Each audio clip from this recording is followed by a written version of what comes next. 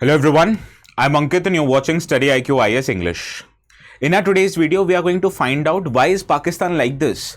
Now, how many of you saw the match which happened on Sunday, right? I guess many of you. How many of you saw the celebration done by the Pakistani batter Sahibzadafarhan, right? So he tried to mimic the gun or terrorist activity that was perpetrated in India by none other than his own country, Pakistan.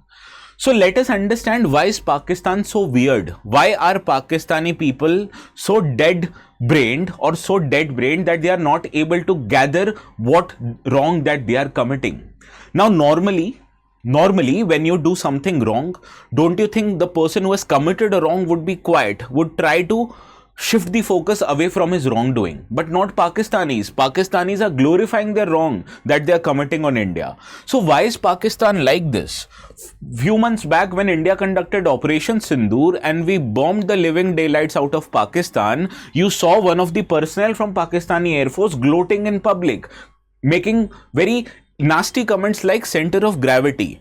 So have you ever thought why Pakistan celebrated their defeat in Operation Sindoor and portrayed it as a victory? Similarly, in the match which happened on Sunday, Pakistani team was defeated significantly and still they were making gestures. They were making such lewd gestures on public, on Indian cricket team. So there must be something wrong with Pakistan or Pakistani people, right? Why are they behaving like such a clowns in the world stage? So we'll understand this in our today's video. Now the notes which I will be using in the session, if you want to get them, they will be available on this Telegram channel known as ATS Live. To just go to this Telegram channel, download the notes, and while you're at it, just hit the subscribe button as well. Okay, so let us start our today's discussion by understanding why everything is wrong with Pakistan or what is wrong with the Pakistan since the time it was created.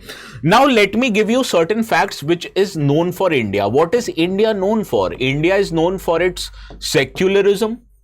India is known for its liberal people.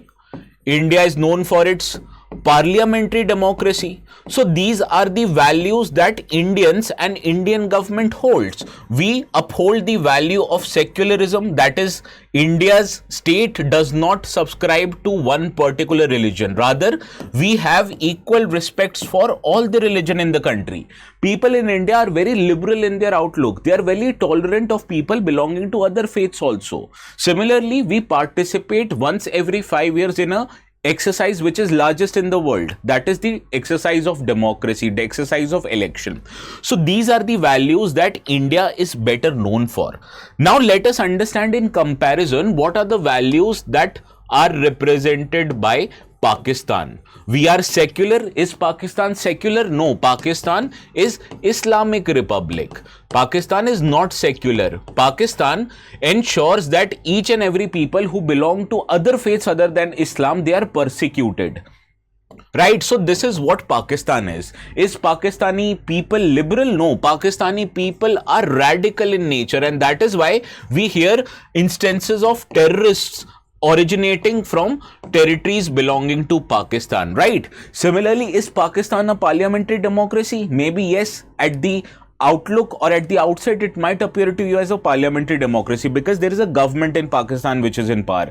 But in reality, ask yourself a question: is Pakistan a parliamentary democracy? No, it is essentially nothing but a military dictatorship which de facto or de jure has been ruling over Pakistan over a long period of time. So this is what Pakistan is. Don't you think Pakistan stands to ideas which are exact opposite that ideas that India represents? So Pakistan, I can say, has a very negative anti-India outlook in its bones, in its soul. So this is what Pakistan represents. It represents everything that is not India.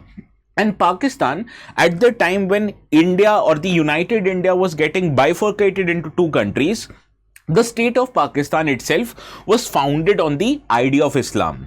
So in your passports, if you come from India, you'll see the name of the country known as Republic of India. It does not say Hindu Republic, it does not say Sikh Republic, it does not say Islamic Republic, right? But if you look at the Pakistani passport, you'd know the original name of Pakistan country, that is the Islamic Republic of Pakistan. So for Pakistani people, their religion, that is Islam, is their identity, and not the right kind of Islam, the wrong kind of Islam, right?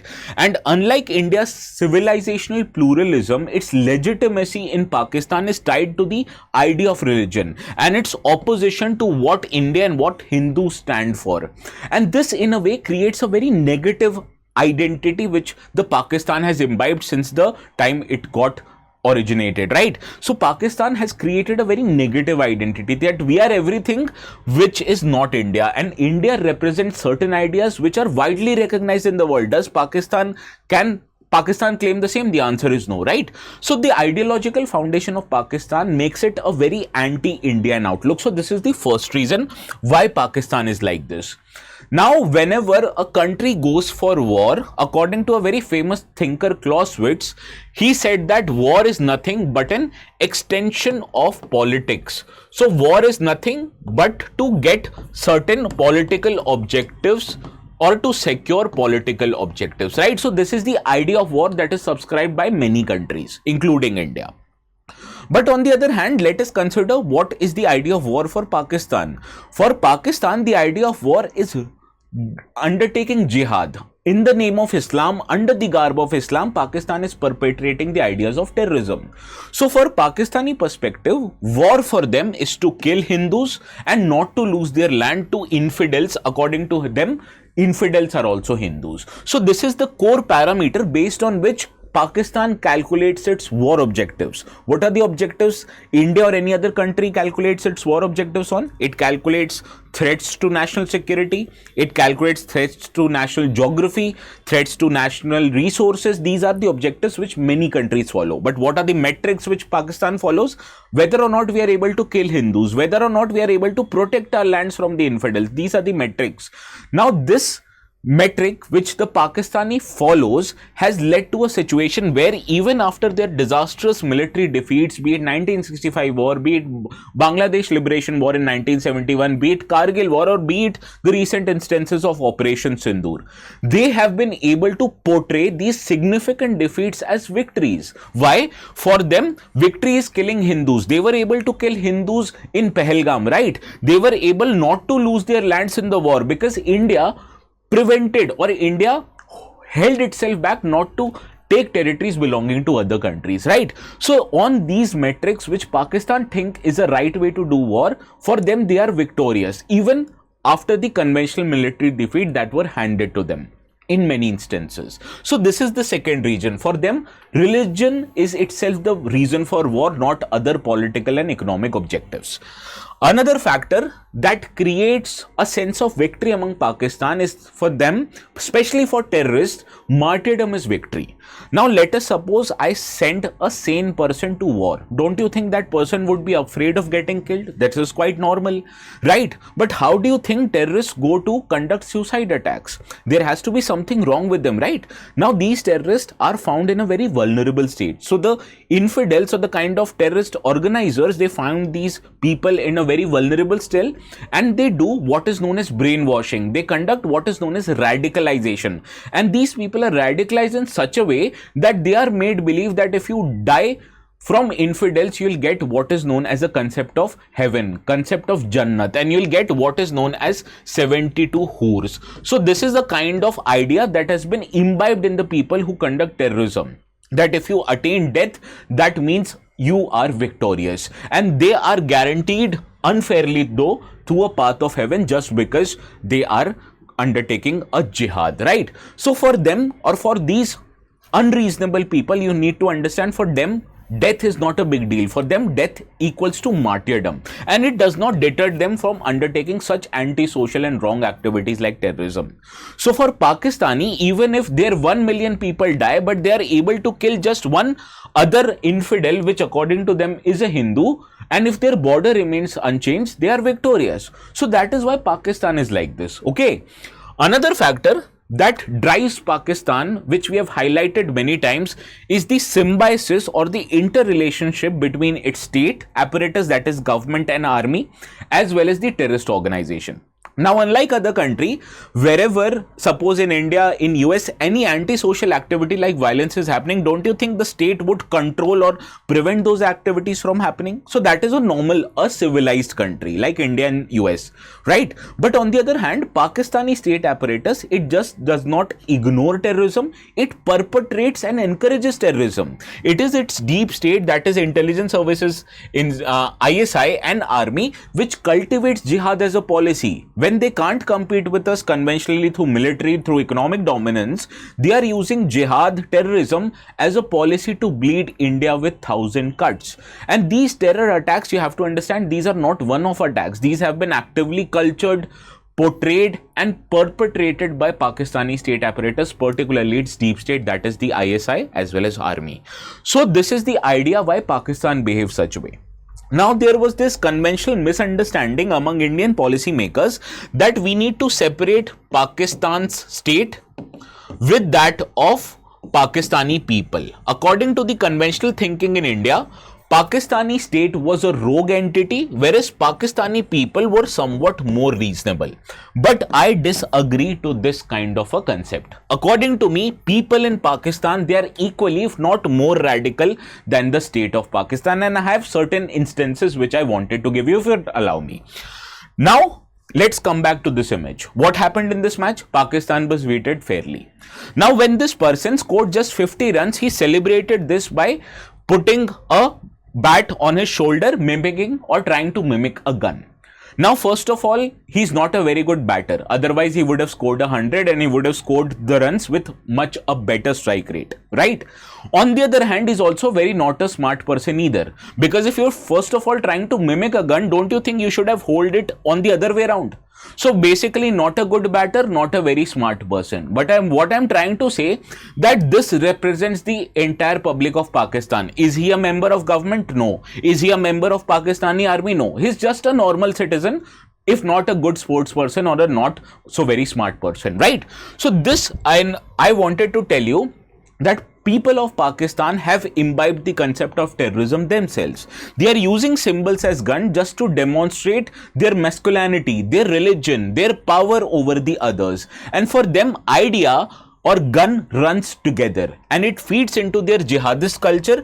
And for jihadist, their victory is moral, because you can't compete with a country like India when it comes to military. You can't compete with country like India when it comes to size of economy or the levels of economic development, the levels of wealth and prosperity that is there in India. So how do Pakistanis want to compete with India? They want to get moral victory by killing innocent civilians in India, by killing innocent military personnel of India. So for them, victory is not material. For them, victory is moral. That is why they are behaving in such a way. And his glorification of gun mirrors the kind of military glorification and jihad glorification in Pakistan, which is central to the cultural ethos of Pakistan. So when a large section of population, basically the entire country, has been imbibed and fed with the idea that jihad is the right way to conduct relations with India, that means your country is already on its downward spiral. So this is one of the problems that I told you. Problem is not just with the state apparatus of Pakistan. Problem is also with the people of Pakistan, because he is after all a person of Pakistan, right, who's behaving in such a way, trying to glorify the instances of terrorism. What happened in Pahalgam? People in Pahalgam were identified based on their religion and then they were killed in cold blood in front of their relatives. Do you think a sane civilization would do that? Do you think a sane person would be able to commit such a heinous crime? Obviously no, right? So this is the cult of the gun. Now, why do Pakistani think that they won war? They think they won war because of two reasons. First of all, they are able to kill infidels, which according to them are Hindus. Similarly, they are able to ensure survival of the state and they are able to ensure that no of their land is taken away by other countries. So this in a way is a kind of moral victory for them. And this, when they are able to achieve it, it furthers their narrative that they are able to bleed India, they are able to disturb India by imposing 1,000 cuts. Now, you must be thinking, as a country, what should India do? Earlier, we used to follow diplomatic measures with Pakistan. Whenever attack happened, for example, in 26/11 in Mumbai, we retaliated but diplomatically. But since 2014, our policy towards Pakistan and towards terrorism has somewhat become much more effective. We have tried to bomb and we have tried to punish Pakistan by engaging military. We have asked Indian military to conduct operations beyond enemy lines so as to punish the perpetrators of terrorism. First of all, terrorist activities, and later on, even the apparatus of Pakistani army and air force. So, for example, India conducted a successful airstrike during Operation Sindoor, where after the retaliation, we also targeted many of the military air bases of Pakistan by bombing several of them. So basically, India ने मार के धुआं कर दिया, right? So this is how we retaliated against them. But is this a good idea, or is this the idea which you can take even further? According to me, that is not a very good idea. Let me tell you why. Why this is not a good idea? First of all, you can ensure deterrence by using force against a conventional adversary. But I've told you, Pakistan is not a conventional adversary. It is a kind of adversary that does not apply its mind. So this kind of a deterrence which you ensure by punishing them does not work in the case of Pakistan. And there is one very famous thinker from Canada who is known for his articulation. He was of the opinion that India needs to alter the calculus of victory. India needs to impose certain cost of Pakistan which allows itself to perpetrate its narrative. What was the narrative of Pakistan? If they are able to kill Hindu and if they are able to preserve their land. So India should try to undo all of these narratives. So what India can do, according to Daniel Boardman, is that India can seize and hold certain Pakistani territory and establish buffer zones in these territory.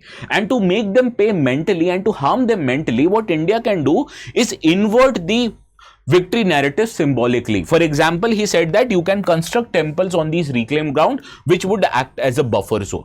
So this was what Daniel Boardman said. He said that you're fighting an enemy who is not dealing with you in conventional terms, not dealing with you in terms of military or economy. He's dealing you in terms of mental warfare. He's trying to claim a moral victory out of a situation which you know has been handed to them quite significantly in terms of beating. So what you need to do, you need to change the binary of Pakistan. You need to ensure that they lost their land, and therefore this would constitute and this would give them a severe mental beating, that it would do away with the kind of narratives that they propose, right? Now, obviously, when we conduct these kind of operations, it would obviously bring a global condemnation similar to how Israel is facing today. But you need to understand, Israel has made its objective very clear. It has made its objective of destroying Hamas and rooting Hamas away from the ground as its sole objective.